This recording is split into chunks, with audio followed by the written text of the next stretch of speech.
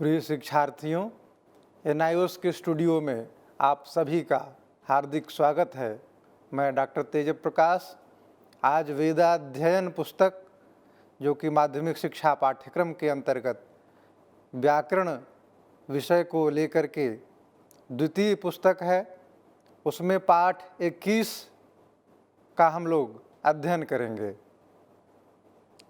जैसा कि पूर्व में हम लोग अध्ययन कर रहे हैं, वेदाध्ययन की इस पुस्तक में ऐसे शब्द जिनका वैदिक वाङ्मय में प्रयोग है, वैदिक मंत्रों में प्रयोग किया गया है, उन शब्दों को ग्रहण करके उनसे संबंधित सूत्रों का अध्ययन हम लोग कर रहे हैं। इसी क्रम में आगे बढ़ते हैं और चलते हैं सूत्र की ओर।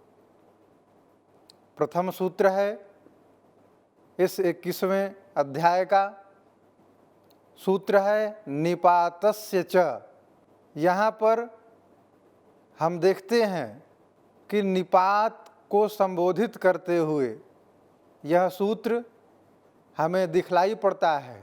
इस सूत्र में निपात से संबंधित जो शब्द हैं उनको दीर्घ करने का प्रसंग है। जैसा कि हम जानते हैं, च, वा, ह, अह इत्यादि जो वर्ण हैं उनका चादि गण में पाठ है। च से प्रारंभ होते हैं, इसलिए उस गण को चादि गण कहा जाता है। और चादयो असत्वे इस सूत्र के द्वारा उनकी निपात संज्ञा होती है। तो ऐसे निपातों को इस सूत्र के द्वारा पूर्व से हम लोग देखते आते हैं। वैदिक शब्दों का यहाँ पर निष्पत्ति हो रही है, अतः छंदस्य इस पद का अनुवर्तन आ रहा है। अतः छंद में अथवा वेद के अंतर्गत यदि उत्तर पद में पर रहे तो निपात को दीर्घ होता है। ऐसे निपातों को दीर्घ होता है और उदाहरण के द्वारा हम लोग स्पष्ट करते हैं। जैसे मंत्र आता है एवा हिते, इस प्रकार यहाँ पर एवा शब्द आया है। इस शब्द के अंतर्गत यह शब्द च, वा, ह इत्यादि के क्रम में चादि गण के अंतर्गत पठित है, पढ़ा गया है। अतः चादयो असत्वे इस सूत्र से उसकी निपात संज्ञा होती है। और इस सूत्र के द्वारा निपातस्य च, दो पद आए हुए हैं यहाँ पर, एक है निपातस्य च, इनकी भी निपात को भी दीर्घ होता है। तो यहाँ पर हम देखते हैं एव इस शब्द को मंत्र जनित होने के कारण, छंद में होने के कारण, इस वैदिक मंत्र के अंतर्गत एव शब्द में, एव शब्द के उत्तर पद में परे रहते एव इस निपात का जो आकार है, वकारोत्तरवर्ती जो आकार है, वह के पश्चात वह में जो निहित आकार है उसके स्थान में इस सूत्र से दीर्घ हो जाता है। और दीर्घ होने के बाद आकार को दीर्घ होते हुए एवा, जो एव के रूप में था वह एवा इस रूप में सिद्ध होता है। तो यहाँ पर यह सूत्र निपात को दीर्घ का विधान करता है, अतः यह विधि सूत्र है। आगे बढ़ते हैं हम लोग अगले सूत्र की ओर। दूसरा सूत्र है अन्येषामपि दृश्यते। सूत्र है अन्येषामपि दृश्यते। यहाँ पर भी दीर्घ का विधान किया गया है। तो इस स्थिति में यह कहता है कि अन्येषाम, अन्य स्थलों में भी जहाँ पर दीर्घ का विधि है वहाँ तो दीर्घ होगा ही, किंतु अन्य स्थलों पर जहाँ मंत्रों में दीर्घ दिखाई देता है और उससे संबंधित सूत्र नहीं दिखाई देते हैं, तो ऐसे स्थलों पर ऐसे शब्दों के लिए दीर्घ का विधान यह सूत्र करता है। जैसे लौकिक जो शब्द है वह पुरुष, यहाँ पर पुकार के अंतर्गत लघु उकार होता है, किंतु पुरुषः इत्यादि मंत्रों में प्रयोग विभिन्न स्थलों पर देखने को मिलता है, वहाँ पर इस सूत्र के द्वारा जहाँ पर दीर्घ नहीं कहा गया है, दीर्घ का विधान सूत्रों के द्वारा नहीं किया गया है, तो ऐसे स्थल पर वेद के अंतर्गत दीर्घ विधान किया जाता है। उसी को दीर्घ विधान करने के लिए जहाँ पर दीर्घ दिखाई नहीं देता है, वहाँ पर पूर्व पद स्थानों को भी, पूर्व में जो अनेक शब्द आए हुए हैं उन शब्दों को भी दीर्घ किया जाता है। अन्य सूत्रों के द्वारा जहाँ पर दीर्घ का विधान है वो तो स्वयं सिद्ध है, लेकिन जहाँ पर दीर्घ का विधान नहीं किया गया है उसके लिए यह सूत्र अन्येषाम अपि दृश्यते, यह 3 भागों में अन्य स्थलों पर अपि अर्थात भी दृश्यते दिखाई पड़ता है। दीर्घ का विधान यहाँ पर इस सूत्र के द्वारा किया जाता है। अगले सूत्र की ओर चलते हैं। तीसरा जो इस अध्याय का सूत्र है, छंदस्य उभयथा, छंदस्युभयथा, इसको हम लोग अलग अलग करते हैं, छंदसि उभयथा।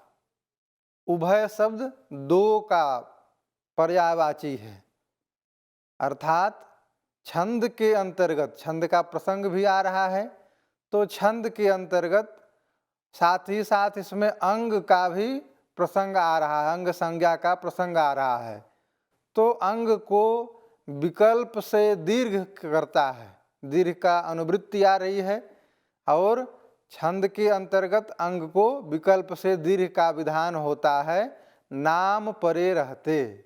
आगे हम लोग अभी देखेंगे कि नाम शब्द यदि परे हो, बाद में हो, तो वहाँ पर इस सूत्र के द्वारा दीर्घ का विधान किया जाता है। जैसे इसके अंतर्गत हम देखते हैं, नाम इस सूत्र में, सूत्र से जो धातु नाम, यहाँ पर ऋकार को नित्य दीर्घ होता है नाम इस सूत्र के द्वारा, तो वेद के अंतर्गत वह विकल्प से विधान किया जाए। विकल्प का मतलब एक पक्ष में विधान होगा, दूसरे पक्ष में विधान नहीं होगा। तो एक पक्ष में दीर्घ, नित्य दीर्घ तो नाम इस सूत्र के द्वारा ही सिद्ध है, लेकिन इस सूत्र के द्वारा विकल्प का विधान किया जा रहा है, अर्थात कहीं पर दीर्घ होगा भी, कहीं पर नहीं भी होगा, दोनों स्थल में शब्दों का की सिद्धि होती है। जैसे धात्रीणाम, धात्रीणाम, यहाँ पर धात्री नाम इस स्थिति में धात्री शब्द से नाम परे है, इसलिए नाम इस सूत्र से ऋकार के स्थान पर दीर्घ नित्य प्राप्त था, लेकिन इस सूत्र के द्वारा नित्य दीर्घ की प्राप्ति होने पर विकल्प का विधान किया जाता है, और विकल्प करते हुए जिस पक्ष में दीर्घ होगा वहाँ तो दीर्घ ऋकार होगा, और जहाँ दीर्घ नहीं होगा, दीर्घ का भाव पक्ष है, वहाँ पर रसाभ्याम नोणः समान पदे, इस सूत्र के द्वारा नकार को ड़कार करते हुए धात्रीणाम इस प्रकार का प्रयोग सिद्ध होता है, और दीर्घ पक्ष में दीर्घ ऋकार धात्रीणाम, इस प्रकार ये रूप बनते हैं। अग्रिम सूत्र की ओर हम लोग चलते हैं। चतुर्थ सूक्त है, सूत्र देखते हैं हम लोग, यह भी दीर्घ का विधान करता है। वा श पूर्वस्य निगमे, यह सूत्र है वा श पूर्वस्य निगमे। यहाँ पर सपूर्व का जो उपधा है, उपधा का प्रसंग यहाँ पर आ रहा है, अनुवृत्ति आ रही है, और सर्वनाम स्थान की भी अनुवृत्ति आ रही है। तो उस स्थिति में वेद के अंतर्गत सर्वनाम स्थान के जो परे हैं, ऐसे नांत पदों को, नकारांत पदों को, पद के जो उपधाभूत हैं, उसको विकल्प से दीर्घ का विधान जो है इस सूत्र के द्वारा किया जाता है। अर्थात सर्वनाम स्थान से परे सपूर्व जो अच होगी उपधा के अंतर्गत, अलो अंत्यात पूर्व उपधा। उपधा कहते हैं अलों के अंतिम अच जो होता है उसका जो पूर्व जो होता है वही उसकी उपधा संज्ञा होती है। तो ऐसे अच उपधा जो होता है उसको यहाँ पर इस सूत्र के द्वारा दीर्घ किया जाता है। यहाँ पर इस सूत्र के उदाहरण में ऋभुक्षणम तथा ऋभुक्षाणम, यहाँ पर हम देखते हैं कि ऋभुक्षिण शब्द है और इस शब्द से विभिन्न सूत्रों से कार्य होने के पश्चात इस सूत्र का जो उद्देश्य है वह जब असंबुद्धि सर्वनाम स्थान परे होने के बाद उपधा के शकार जो ऋभुक्ष में शकार है उसके जो अकार है उसको इस सूत्र के द्वारा विकल्प से दीर्घ हो जाता है और दीर्घ होने पर श जो था वह छा, श का शा होकर छा।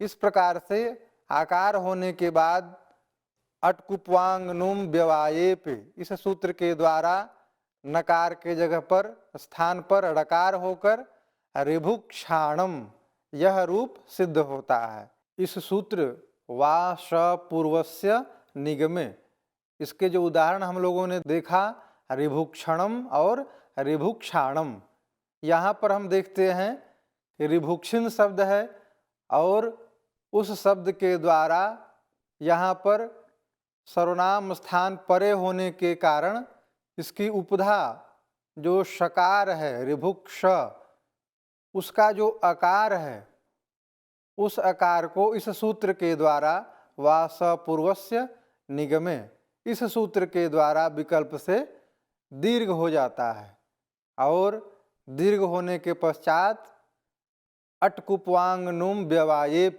इस सूत्र से नकार के स्थान पर अड़कार होकर ऋभुक्षाणम यह रूप सिद्ध होता है। क्योंकि यह विकल्प से विधान होता है इसलिए जहाँ पर दीर्घ नहीं होता है, दीर्घ का अभाव होता है, वहाँ पर ऋभुक्षणम यह रूप सिद्ध होता है। अगले सूत्र की ओर हम लोग चलते हैं। यह सूत्र निपातन करता है। सूत्र है जनिता मंत्रे। पुनः देखें जनिता मंत्रे। इस सूत्र में भी छंदस इस पद की का अनुवर्तन आ रहा है और यहाँ पर अड़ी लोप का निपातन होता है। इस सूत्र के द्वारा जनिता मंत्रे, मंत्र के अंतर्गत वैदिक मंत्रों में जनिता, यहाँ पर इट का आगम इडाद यदि त्रिच प्रत्यय होता है तो अड़ी लोप का निपातन किया जाता है। उदाहरण से हम लोग और स्पष्ट करेंगे। उदाहरण ही है जनिता, जो सूत्र में दिया गया है उसको हम लोग सिद्ध करते हैं।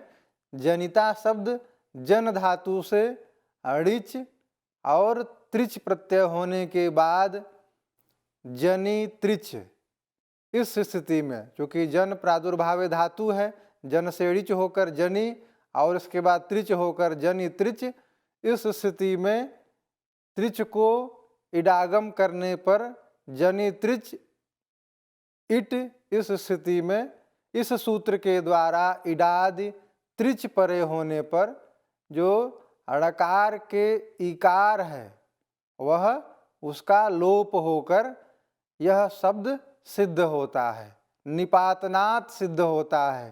पूर्व से यह शब्द गृहीत है इसलिए यह इकार अड़ी लोप का विधान करता है। इस सूत्र के द्वारा इकार का लोप होने पर विभक्ति आदि कार्य करने पर जनिता यह शब्द निपातनात् सिद्ध होता है।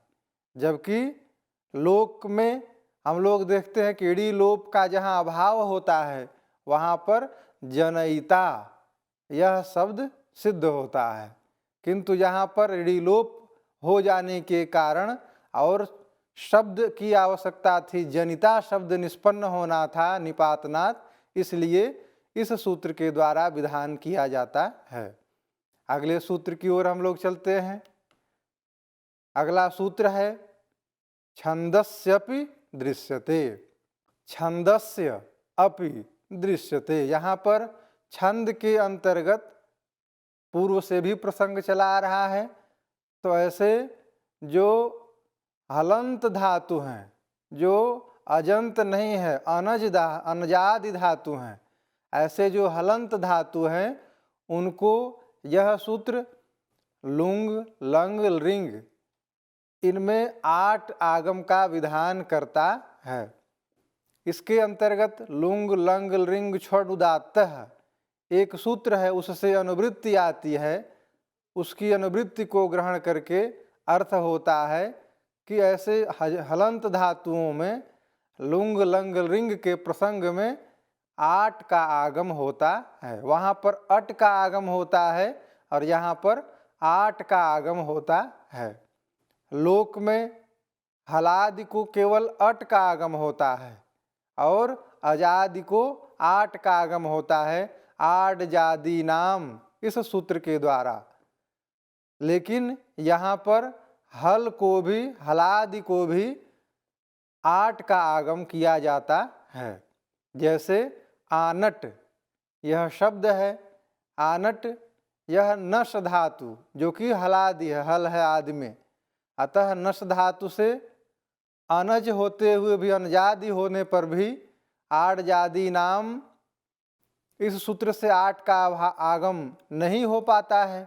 अतः इस सूत्र के द्वारा छंदस्यापि दृश्यते, इस सूत्र के द्वारा उस अनजादि होने से भी 8 का आगम हो जाता है। जहाँ पर आडजादी नाम यह सूत्र प्रवृत्त नहीं होता, वहाँ पर यह सूत्र 8 का आगम करके और आनट यह शब्द सिद्ध होता है। नस धातु से आनट यह शब्द बनता है। अगले सूत्र की ओर हम लोग चलते हैं। यह बहुलम छंदस्य मांग योगेपि, इस सूत्र के अंतर्गत यहाँ पर अट एवं आट न हो इसका विधान किया जाता है। तो किस स्थिति में इसको हम देखते हैं?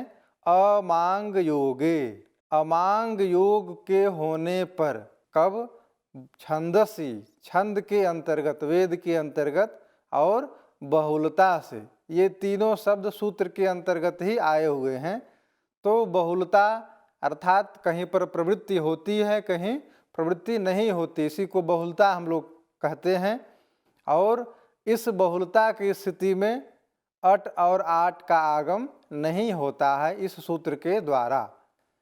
जैसे उदाहरण देखें, जनिष्ठाः, यहाँ जन धातु, जनि प्रादुर्भाव उत्पन्न अर्थ होने में जन धातु से थास प्रत्यय होता है और थास होकर चिली, चूँकि लुंग लकार में यह प्रयोग बनता है, चिली और चिली के स्थान पर सिच, सिच को इडागम होने के बाद जन ई थास, इस प्रकार से आगे बढ़ते हैं।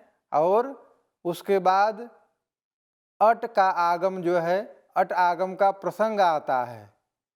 तो अडागम के प्रसंग होने पर इस सूत्र के द्वारा, चूँकि अमांग योगे, मांग योग के होने पर हो और अमांग योग के होने पर बहुलता से होता है, इसलिए यहाँ पर उसका निषेध किया जाता है। और सिचे के सकार को खकार होता है, मूर्धन्य सकार होकर, तथा थ को ठकार होने पर विभक्ति आदि कार्य होकर जनिष्ठाः यह रूप जन धातु से सिद्ध होता है। तो यहाँ पर अट और आट का आगम नहीं होता है, उसको बाध करके जनिष्ठाः यह शब्द बनता है। जबकि लोक में अट का आगम होकर अजनिष्ठाः यह रूप सिद्ध होता है। तो यहाँ पर यह सूत्र बहुलम छंदस्य मांग योगेपि जो है आट और अट का बाधन करते हुए शब्द की सिद्धि करता है। अगले सूत्र की ओर हम लोग चलते हैं। अगला सूत्र है छंदस्युभयथा। छंदस्युभयथा अर्थात यहाँ पर छंदसी प्रथम शब्द है, वेद के अंतर्गत छंद में, वेद में उभयथा। उभय शब्द यहाँ इयंग और उवंग आदेश को लेकर के कहा गया है। पूर्व से प्रसंग आता है, भू, सुधि और यण, इनका प्रसंग आता है। तो ऐसी स्थिति में अर्थ होता है कि जो अजादि सुप के बाद या परे जो भू शब्द होता है और सुधि शब्द होता है, उसको यण आदेश नहीं होता है। तो यणादेश उसके क्रम में यथाक्रम से उवंग और इयंग आदेश होता है। यहाँ पर वेद के अंतर्गत इयंग उवंग आदेश के साथ साथ यण आदेश का भी विधान करने के लिए इस सूत्र को रखा गया है। अर्थात यण भी होगा और इयंग और उवंग आदेश भी साथ में होगा। उदाहरण देखते हैं हम लोग। विश्वम, विभुवम इत्यादि उदाहरण हैं। तो यहाँ पर देखते हैं हम विभुवम शब्द की सिद्धि करते हैं। विभु शब्द जो कि प्रातिपदिक संज्ञा इत्यादि कार्य होकर द्वितीय एक वचन में अम प्रत्यय आएगा विभु शब्द से, और अम प्रत्यय करने के बाद विभु अम। इस स्थिति में इस सूत्र के द्वारा जो विभु का उकार है, उस उकार के स्थान पर यण के साथ साथ वकार करने पर विभ्वम और विकल्प से उवंग आदेश, जब उवंग आदेश हो जाएगा ऐसी स्थिति में विभुवम यह बनेगा, और अन्यथा विभ्वम विभु के उकार को यण होकर, उकार को व होकर, आंतर्यतम्य के कारण, समानता के कारण, समीपता के कारण, तो वहाँ पर विभ्वम यह शब्द बनेगा। लोक में विभुवम इस प्रकार से शब्द बनता है।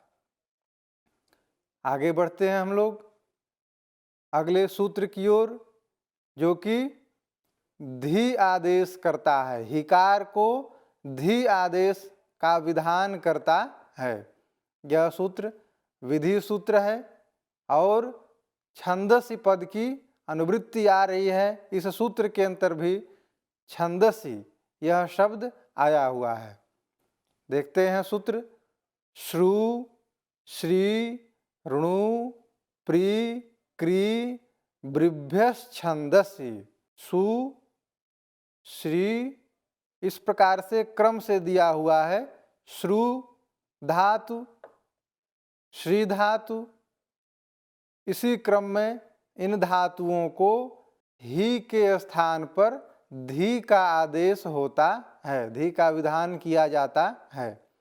छंदसी अर्थात छंद के अंतर्गत। तो यहाँ पर हम देखते हैं श्रु धातु से श्रुधि शब्द बनता है। श्रु धातु के द्वारा लोट लकार में सिप प्रत्यय होता है, तिप्तः जी सिप। तो सिप प्रत्यय करने के बाद श्रु सी, इस स्थिति में शेर ही पिच्च, इस सूत्र के द्वारा सी के स्थान पर ही आदेश होने पर श्रु ही, इस रूप में यह स्थिति बनती है। इसके बाद शप आदि कार्य करते हुए और बहुलम छंदसी सूत्र से सप का लोप होने पर इस सूत्र के द्वारा श्रु धातु के परे बाद में जो ही है उसको धी आदेश किया जाता है। क्योंकि श्रु धातु है, इस सूत्र में उसका उल्लेख है, तो ऐसे इस धातु के उत्तर अथवा बाद में जो ही है उसको धी आदेश होकर, और धी के परे जो इकार है उसको दीर्घ करने पर अन्येषाम अपि दृश्यते, इस सूत्र के द्वारा श्रुधि यह रूप सिद्ध होता है। इसी प्रकार जबकि लोक में हम देखते हैं श्रीणु, यह रूप बनता है। तो यहाँ पर ही को धी का विधान इन सूत्रों के द्वारा, इस सूत्र में जो जो धातुएं आई हैं इन सभी को ही के स्थान पर धी का विधान होता है। आगे बढ़ते हैं हम लोग अगले सूत्र की ओर। अगला जो सूत्र है वा छंदसी, यह अगला सूत्र है। इस सूत्र के अंतर्गत अपित का विधान विकल्प से किया जाता है। देखें, पित्त से जो भिन्न हो उसे हम अपित कहेंगे। देखें उदाहरण में, चूंकि छंद के अंतर्गत इस सूत्र में दो शब्द हैं, वा छंदसी। छंद के अंतर्गत विकल्प से यह विधान करता है। इसमें जो सी के स्थान पर ही आदेश होता है, अभी हम लोग देखेंगे उदाहरणों में, तो उस ही को विकल्प से अपित होता है। जैसे प्रीणाहि, यह प्रयोग है। इसके अंतर्गत प्रिय तर्पणे धातु से कर्ता में लोट लकार के अंतर्गत सिप प्रत्यय होता है और सिप प्रत्यय होने के बाद क्रियादिभ्य स्ना से स्ना होकर अनुबंध लोप इत्यादि कार्य होकर सिप के स्थान पर ही आदेश होता है। सिप के सी के स्थान पर ही आदेश हो जाने के बाद ई हलंघ्योह, इस सूत्र से ही के अपित्त होने के कारण ना इसके आकार के स्थान में ईकार प्राप्त होता है और ईकार प्राप्त करने पर इस सूत्र के द्वारा विकल्प से अपित का अभाव, एक पक्ष में अपित होगा और दूसरे पक्ष में अपित नहीं होगा, तो अभाव में आकार के स्थान पर ईकार और नकार के स्थान पर ड़कार होकर प्रीणाहि, यह रूप बनता है। और विकल्प का जो दूसरा पक्ष है वहाँ पर ही के अपित्व पक्ष में प्रीणीहि, यह रूप सिद्ध होता है। यहाँ पर लोक व्यवहार में प्रीणीहि यह रूप ही निष्पन्न होता है। तो इस प्रकार हम देखते हैं कि जहाँ पर सी के स्थान पर ही आदेश होता है वहाँ उसको विकल्प से अपित का विधान यह सूत्र करता है। अगले सूत्र की ओर हम लोग आगे बढ़ते हैं और यह सूत्र पूर्व की भांति धी, ही के स्थान पर धी का विधान करता है। सभी सूत्रों को अलग अलग रूप में हम रखते हैं। सूत्र है अंगितश्च, अंगितः च, यहाँ पर दो भाग हैं, च और अंगितः। अंगित जो ही है, ही का प्रसंग आ रहा है, ऐसे ही के स्थान पर धी का विधान इस सूत्र के द्वारा किया जाता है। अंगितश्च, इस सूत्र के द्वारा ही के स्थान पर धी का विधान होता है। जैसे उदाहरण देखते हैं, शब्द है प्रयंधि, प्र उपसर्ग पूर्वक यम उपयमे धातु है, यम धातु है। इससे कर्तार्थ में, कर्ता में लोट लकार में सिप प्रत्यय होकर सी के स्थान पर ही आदेश हो जाता है। शेर ही पिच्च, इस सूत्र के द्वारा ही आदेश होने के बाद प्र यम ही, इस स्थिति में इस सूत्र से अपित्व होने से अति ही के स्थान में धी यह आदेश हो जाता है। ही के स्थान पर धी आदेश होने के बाद प्र यम धी, जो कि ही था उसे इस सूत्र के द्वारा धी हो जाता है। और इस स्थिति में नश्चा पदांतस्य झलि, इस सूत्र से मकार को अनुस्वार हो जाता है। अनुस्वार होने के बाद अनुस्वारस्य यही परसवर्णः, इसके द्वारा अनुस्वार को परसवर्ण होकर परसवर्ण नकार करने पर प्रयंधी यह शब्द सिद्ध होता है। तो यहाँ पर हम देखते हैं कि ही के स्थान पर यह सूत्र धी का विधान करता है। लोक में प्रयच्छ यह रूप बनता है, यम धातु से प्रयच्छ यह रूप बनता है। अगले सूत्र की ओर हम लोग चलते हैं। अगला सूत्र है जो कि आकार का लोप विधान करता है। मंत्रे स्वांज्ञादेरात्मनः, मंत्रे स्वांज्ञादेह आत्मनः, मंत्रेषु आज्ञादेह आत्मनः। मंत्रेषु अर्थात मंत्र में, मंत्र के अंतर्गत आंग यदि परे हो तो आज्ञादेह, आंग यदि परे होने पर जो आत्मन शब्द है उसके जो आदि आकार है उसका लोप होता है। आत्मन शब्द के पूर्व में जो आकार है, वर्ण है, उसका यह सूत्र लोप विधान करता है। जैसे उदाहरण देखें, सामान्य लौकिक व्यवहार में आत्मना यह शब्द बनता है लौकिक संस्कृत में, किंतु यहाँ मंत्रों में प्रयोग है त्मना देवेषु।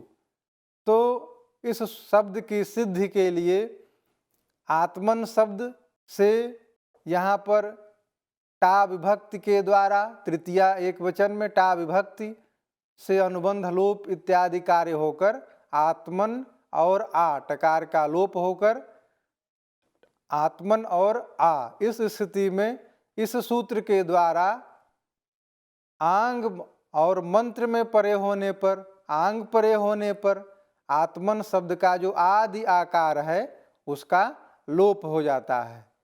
तो आ का लोप होने के कारण तमन यह केवल अवशेष बचता है और सवर्ण दीर्घ होने पर टा का आकार जुड़ने पर तमना यह रूप सिद्ध होता है। आत्मन के आकार का लोप होकर तमना यह शब्द सिद्ध होता है। लोक में आत्मना यह रूप देखने को मिलता है। तो यहाँ पर आत्मन के आकार का यह सूत्र लोप करता है। अगले सूत्र की ओर हम लोग बढ़ते हैं। अगला सूत्र इसी क्रम में बहुल करते हुए रूढ़ागम करता है। बहुलता से रूढ़ आगम करता है। उदाहरण देखते हैं हम लोग। दुहरे यह शब्द है। तो यहाँ पर एक बार हम लोग पुनः सूत्र की चर्चा करते हैं। बहुलम छंदसि, छंद के अंतर्गत, वेद के अंतर्गत छंद में जो झ आदेश होता है उसे हम अत होकर, झ की जगह पर जो अत आदेश हो जाता है उसको रूढ़ का आगम होता है, रूढ़ागम होकर के, और वह जो रूढ़ागम होता है वह बहुलता से होता है, अर्थात क्वचित प्रवृत्ति क्वचिद प्रवृत्ति। तो जहाँ पर झ आदेश हो करके उसको अत आगम अत आदेश हो जाता है उसे रूढ़ागम होता है इस सूत्र के द्वारा।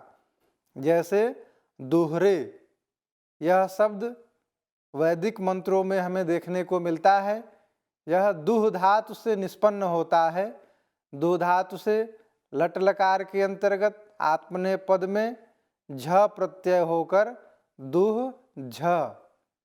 ऐसी स्थिति में आत्मने पदे स्वनतः इस सूत्र के द्वारा जो झकार है उसके स्थान में अत आदेश होने पर दुह अत यह शब्द बनता है। तो इस प्रकार से दुह अत अ, इस स्थिति में इस सूत्र के द्वारा बहुलम छंदसि, इस सूत्र के द्वारा आकार को रूढ़ागम हो जाता है और अनुबंध लोप होने के बाद आत्मने पदेषु इस सूत्र से तकार का लोप हो जाता है तथा टी संज्ञक आकार के स्थान में एकार होने पर सभी वर्णों को वर्ण सम्मेलन करते हुए दुहरे, इस प्रकार से यह शब्द बनता है। दुह धातु से झ को अत हो गया, अत को अकार को यहाँ रुडागम हो गया, जिससे र बचा और एकार हो जुड़ते हुए दोहरे, यह प्रयोग सिद्ध होता है। लोक में हम देखते हैं दुहते यह रूप दिखाई पड़ता है। अगले सूत्र की ओर हम लोग अगले भाग में चलेंगे। आज के लिए यहीं तक। धन्यवाद।